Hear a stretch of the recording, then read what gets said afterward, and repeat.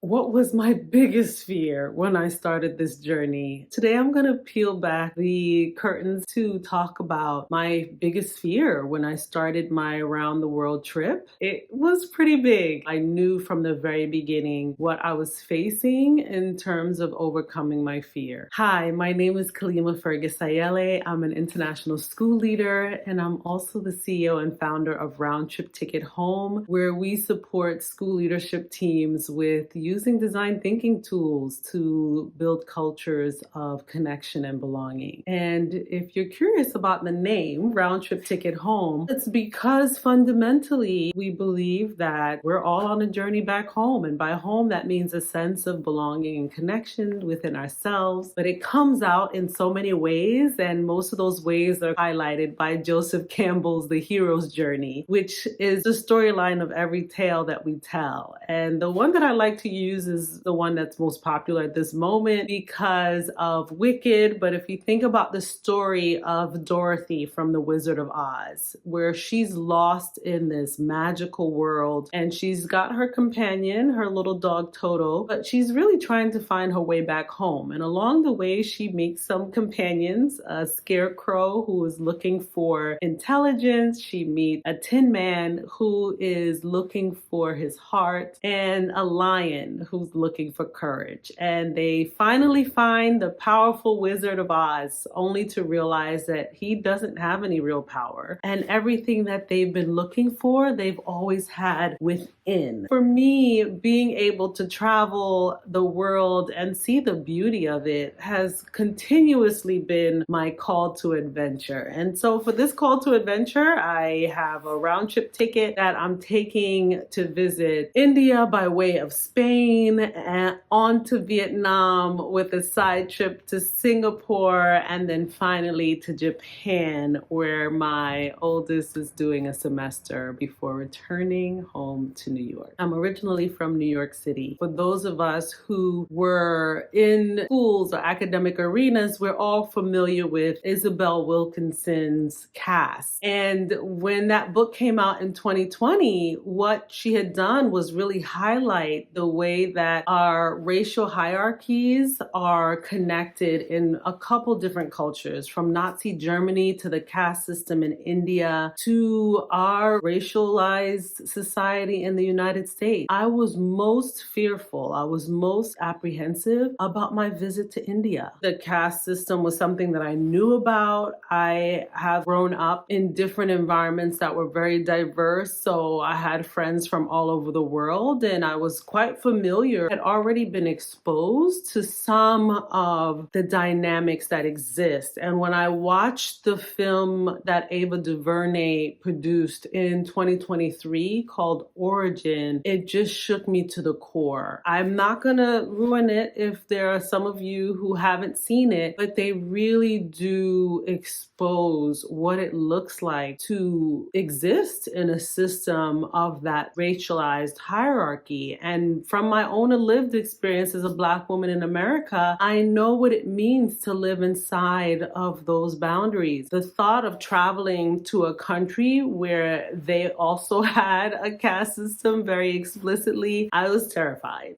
So when I spoke to friends or acquaintances or colleagues who were willing and open to share with me about their experience of traveling in India when they were white, I just knew that I had to take their experience with a grain of salt. Like, I knew that the context under which they might be received in India could be vastly different from my own. I would start off by saying that that was my biggest fear. I had already been to Vietnam, and so I didn't really have any trepidation about being in Vietnam. Everybody, as soon as I mentioned going to Japan, were like, you're gonna have such an amazing experience. I had come across at least 2 or 3 other people as soon as I started planning this trip. I don't know if that's serendipity or what, but it seems like as soon as I made the decision to visit Japan, suddenly I started hearing about people who had just gone to Japan, who had lived in Japan. A number of these were Black women who raved about their experience of being or living or visiting in Japan. And so I didn't have any fear around that, maybe only financially, because everybody said the same thing. They were like, Japan is expensive. expensive. And I was like, okay, I'm ending my trip there. Aside from the financial aspect, I didn't have any apprehension about visiting Japan. Vietnam, I had already visited. I knew that I loved the food, the culture. That was fine. India was the one that was like, what am I walking into?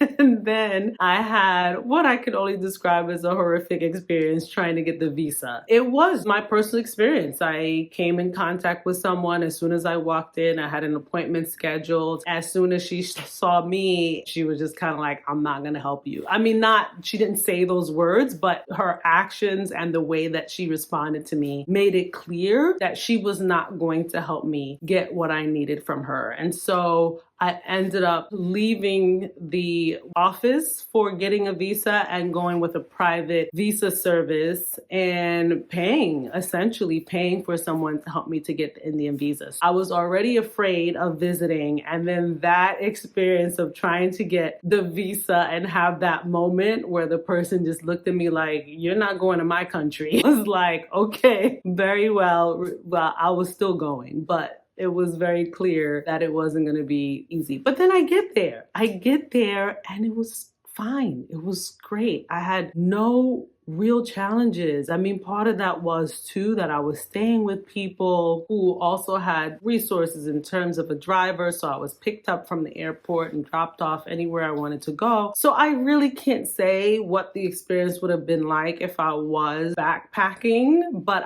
because I was there as a guest with some fellow Americans who have access to the resources that meant that I wasn't necessarily out trying to figure it out on my own. I just have to say that even for the fear that I had, it wasn't warranted. I mean, there were some other aspects of my trip to India that were challenging. I'll have to share that in another video, but for the most part, when you ask what was I most afraid of before starting the journey, that was it. I was afraid of going from the frying pan to the fire. It didn't come true. So that's it. And if you have more questions, please do share them in the comments. Also subscribe this video. I'm so excited to share this journey with you, and I'm happy to continue sharing this. I know we're treating this as our virtual campfire, so I'm sitting in front of a fireplace just to keep that theme going for now. But I also enjoy recording videos outside. I know the sound can be a little tricky, but let me know if you have a preference for how you want me to record. Coming up, I am going to be visiting North Africa. It's going to be my new home. And so if you have any ideas, tips, suggestions, or things that you might want to see during my upcoming visit, let me know, because I'd love to have you be a part of how this journey unfolds. That's what the design process is all about. All right, see you next time. Bye.